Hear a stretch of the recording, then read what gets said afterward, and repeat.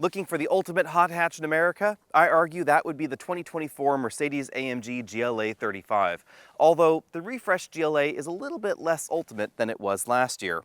Clearly, we can't talk about hot hatches without talking about the Golf R, so there's going to be plenty of Golf R in this video, and at the end, I'm going to tell you why, even though I think this is the ultimate hot hatch in America, why I might still choose the Golf R instead.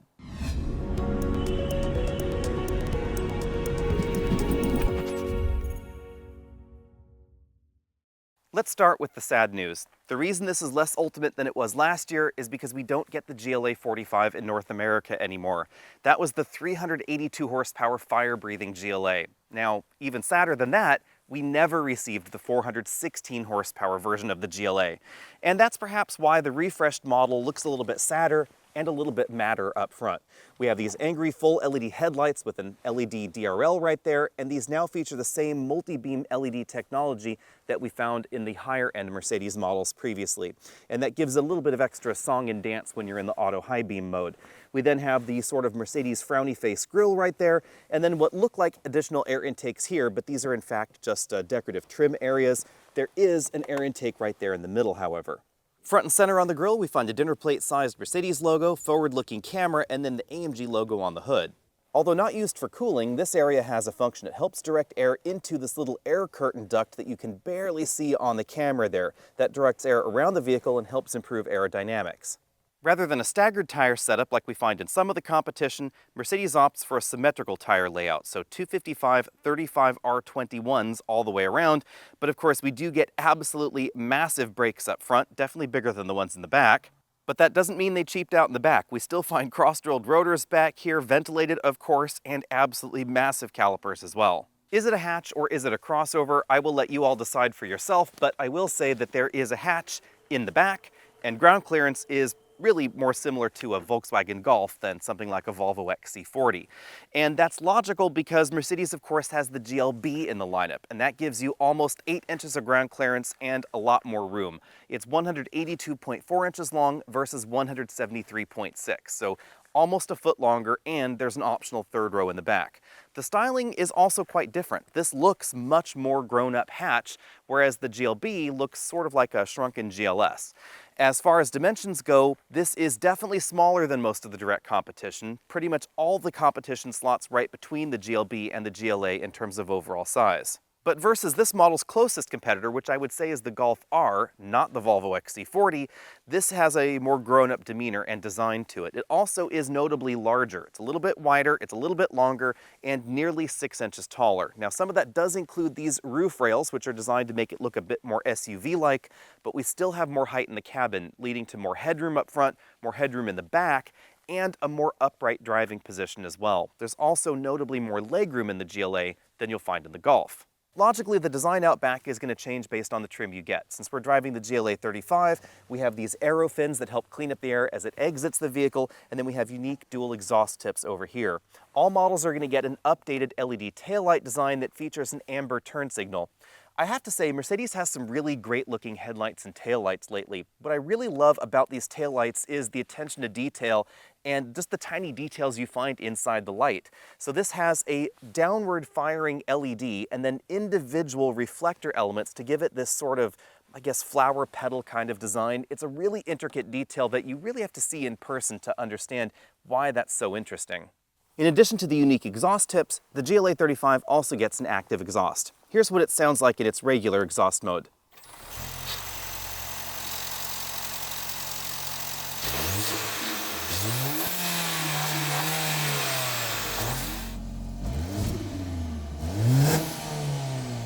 And things get decidedly sportier and more burbly in the Sport Plus mode.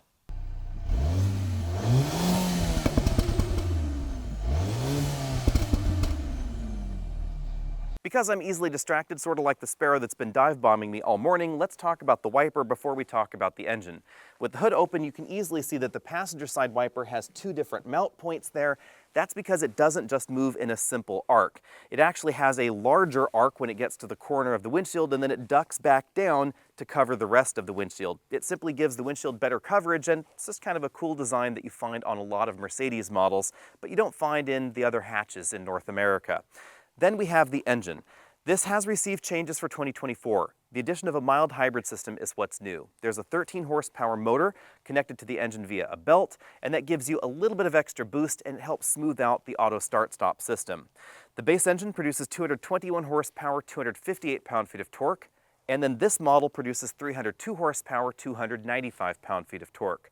All-wheel drive is optional on the base engine, it's standard over here, and the 8-speed dual-clutch transmission is standard on both. If you haven't driven a small Mercedes since they had a 7-speed dual-clutch transmission under the hood, you might want to give it a go if you didn't like that 7-speed, because this 8-speed DCT is considerably smoother and more refined than the first unit out there.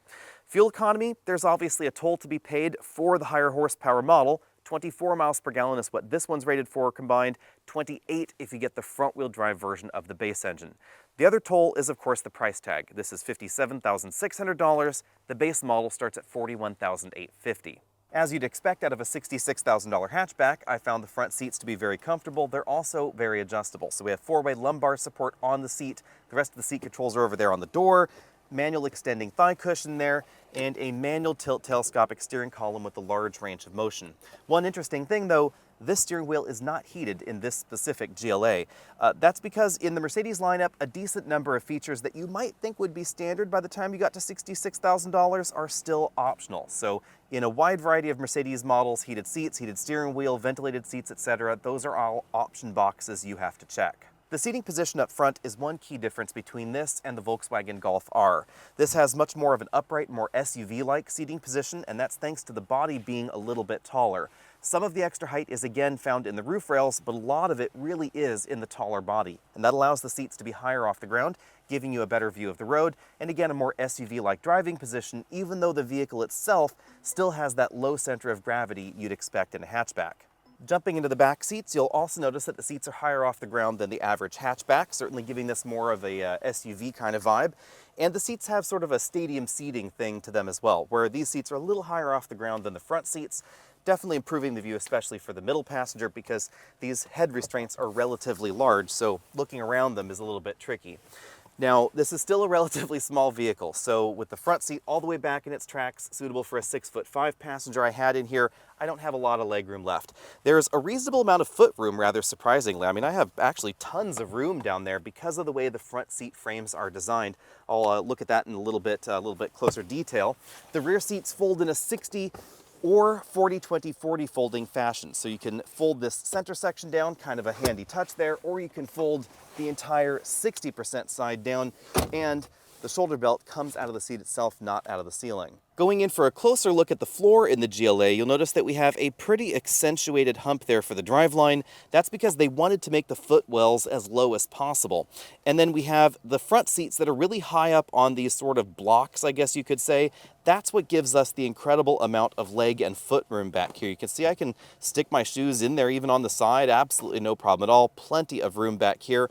Rear passengers also get air vents, and then in here we have USB-C charge-only ports.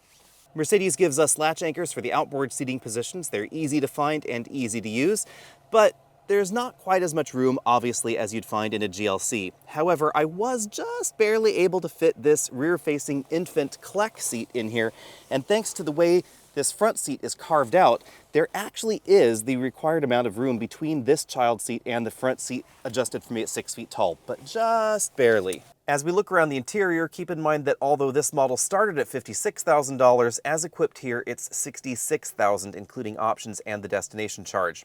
We have a dual-pane moonroof setup where we find a big panoramic moonroof above the driver and front passengers' heads. This one opens, and then we have a fixed pane of glass back there for the rear passengers.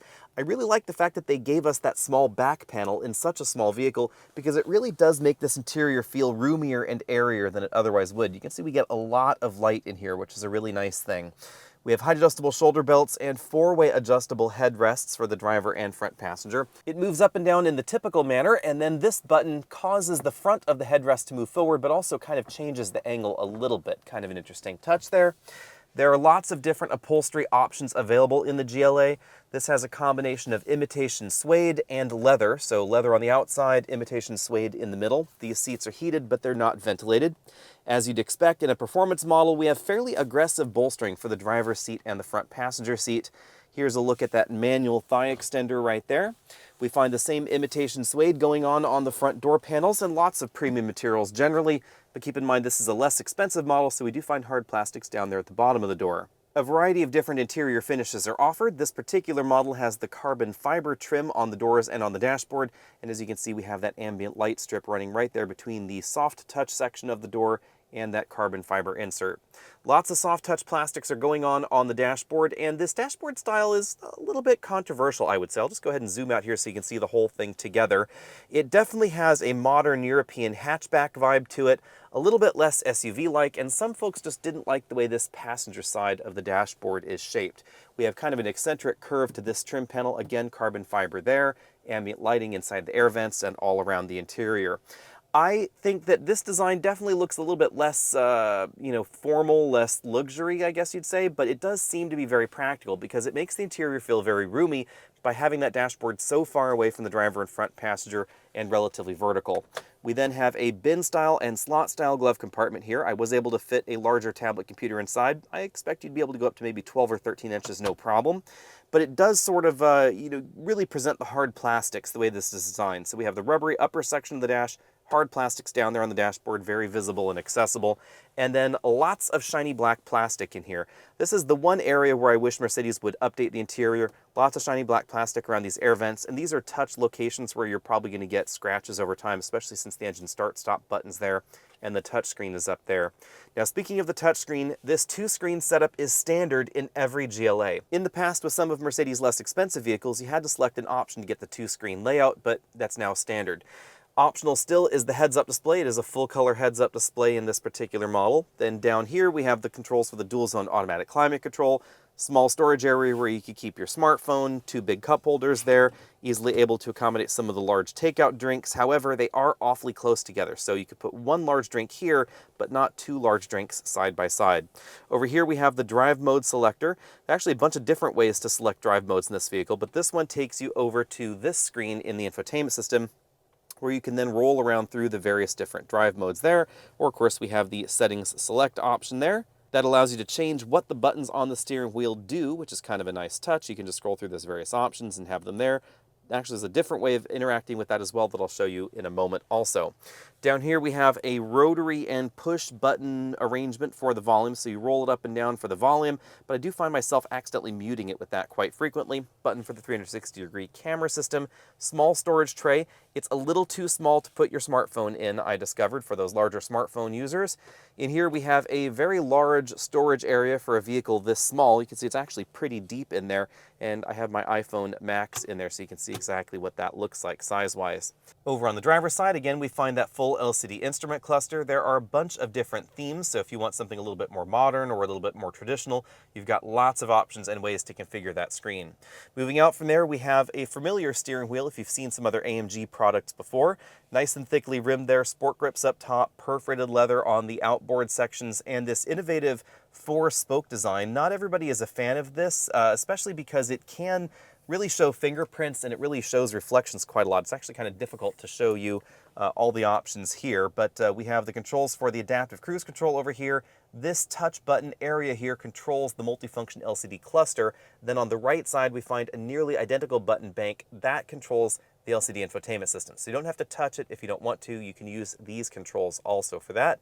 Then down here we have some infotainment buttons, but you'll notice no track forward-backward button. That's still missing in Mercedes vehicles. Now there's some other buttons that are really cool for this AMG model. This one over here is the Sport mode button. So Sport, Sport Plus, Comfort, the individual mode, and Slippery mode right there. And you'll see that it has a little LCD inside, so that way you can actually see what the option that you've selected is. If I go back to Comfort and then I click the button, it acts like a shortcut to bring up the currently selected drive mode and exactly what is in or not in that drive mode. So if I'm in Sport and I click that button again, brings me back over here so you can see exactly what drive mode you're in.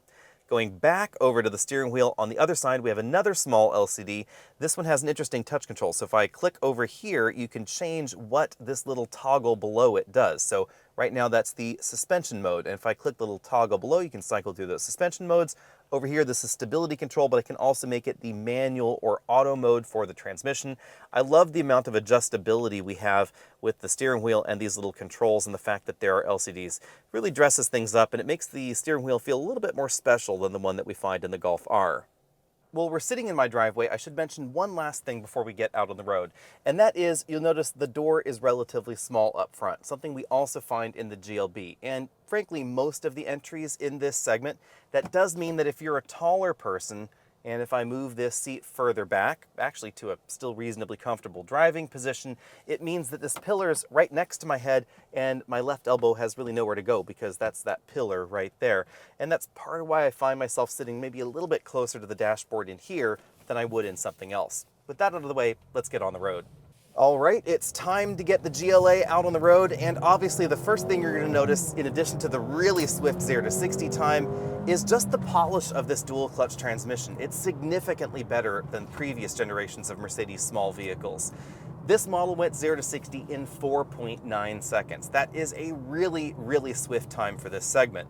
But this segment is a little bit weird, so before we go on, we should talk about what you might be cross-shopping against this. You could logically cross-shop this against something like a Volvo XC40, or the upcoming EX30, which is going to be wicked fast, but obviously electric. And actually, there's of course the electric XC40, the electric C40, etc., some electric options from BMW coming soon.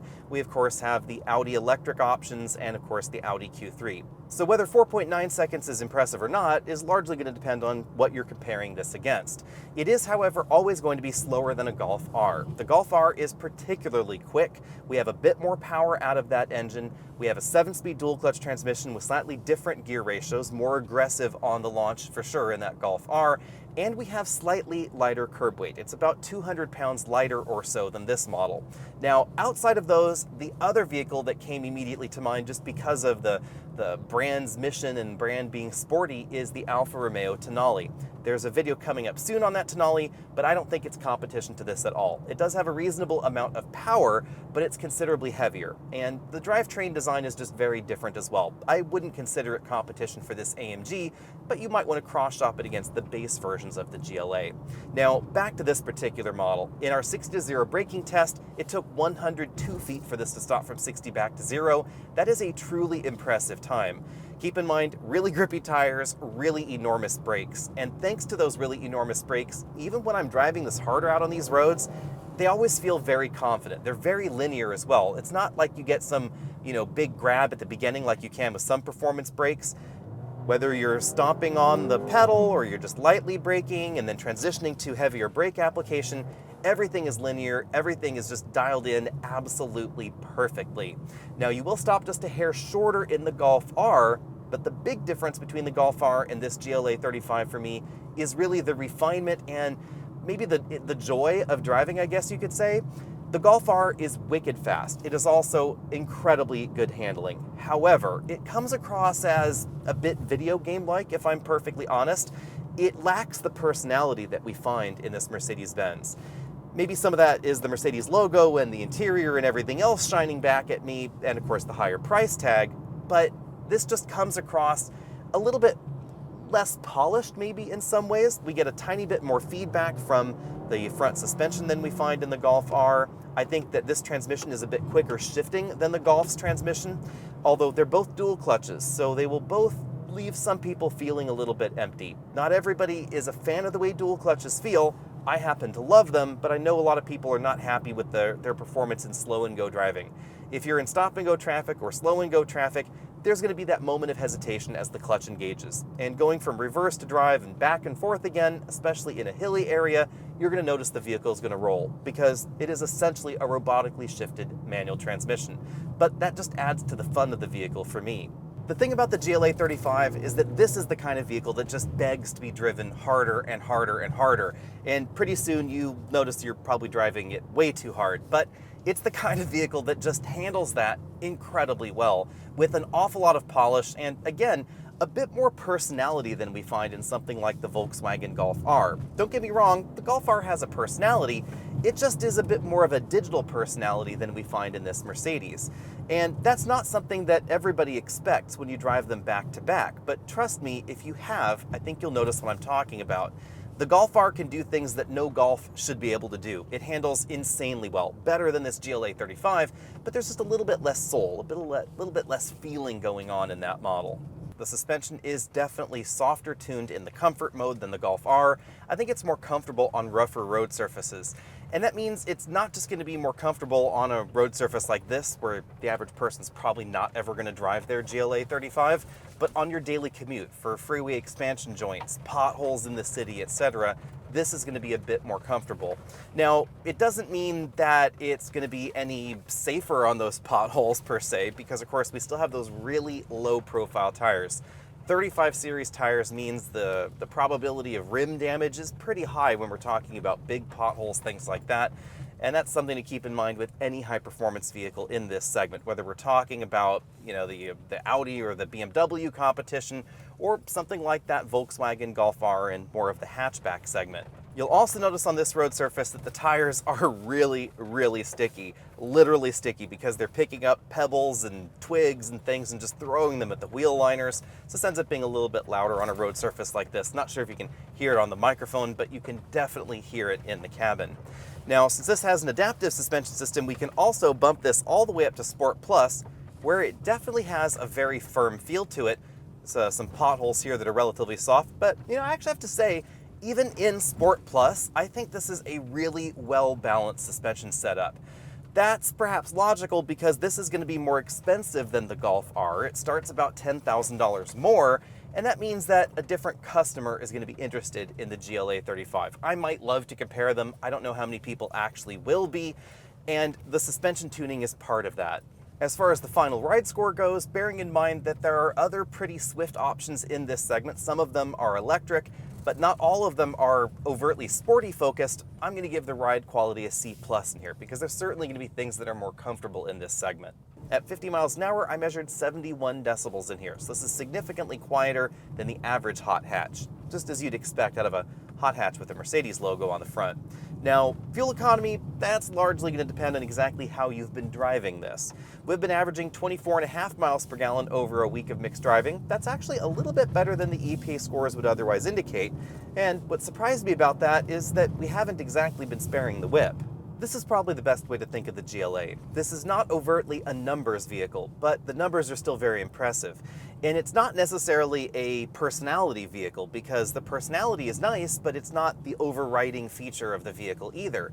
It's the way that everything comes together in a very predictable and very fun to drive fashion, in a way that really only Mercedes could combine those things together. As you can see, GLA pricing is certainly towards the upper end of this luxury crossover SUV hatchback segment. Whatever you want to call the GLA, I will let you do you. It certainly is one of those crossover segment kind of things. The GLA is lower to the ground, more hatchbacky than the related GLB, but I think a lot more people would call the GLB a small SUV, and more people tend to call the GLA more of a luxury hatchback. But again, I'll let you do you. Whatever you want to call it, the competition is strange and varied, I guess you'd say, because we have things like the Lexus UX, which is hybrid only now, certainly more of a luxury hatchback, all the way on up to something like a Volvo XC40, which has an awful lot of ground clearance and certainly chunky, more off-road styling. The GLA is interesting in this segment not just because of its more hatchback demeanor and its more on-road driving dynamics, but also because we have the GLA AMG. That's again the one that we were driving. That model's going to set you back $57,600 starting, including destination, and it does get quite expensive if you get carried away with all the options. But it's one of the few vehicles that we're talking about here that will, honest to goodness, go 0 to 60 under 5 seconds every single time, thanks to the over 300 horsepower engine and the quick shifting dual clutch automatic transmission. Now that you've burned this chart into your mind, let's start talking about the competition. I think the first competitor here has to be the Volkswagen Golf R. Now I know VW is not a luxury brand, and logically the competitor should be something like the Audi Q3, but at least for the moment, we don't have a Q3S, an SQ3 or an RSQ3 in North America. There are a lot of rumors about one coming, especially an SQ3, but we just don't have any information on that or even whether or not it will ever really happen. But we do know that the Golf R is here, and it produces a little bit more power, 315 horsepower, 295 pound-feet of torque. It also has a really quick shifting DCT, and you can get a manual transmission. At least in my mind, the Golf R is the closest direct competitor to something like the GLA 35. And the reason you want the GLA over the Golf is the premium Mercedes touch. Not just the logo, but the fact that the interior is nicer, it's better put together, more premium materials, more premium fit and finish, more premium touches, etc.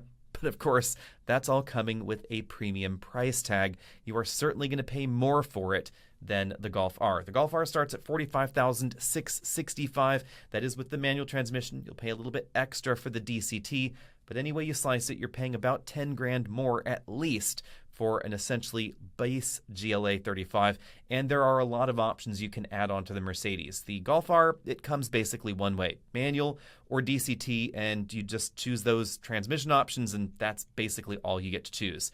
You also don't get a lot of variation, though, so there are only 3 colors available in the Golf R for 2024. Keep that in mind if you want something that's a little bit more customizable. A little bit more customizable is certainly going to be some of the other German options, though. The BMW X2 is next. It starts at $42,995 for its base version. That's actually a little bit more expensive than a GLA 250, but if you want the M35i version of the X2, that's $52,395, actually less than the GLA 35. It produces similar horsepower, but it has a slower 0 to 60 time because it has a traditional automatic transmission. And even though this is the X2, not the X1, it is maybe a little bit more off-road focused. We certainly have the illusion of extra ground clearance and a more rugged vibe going on.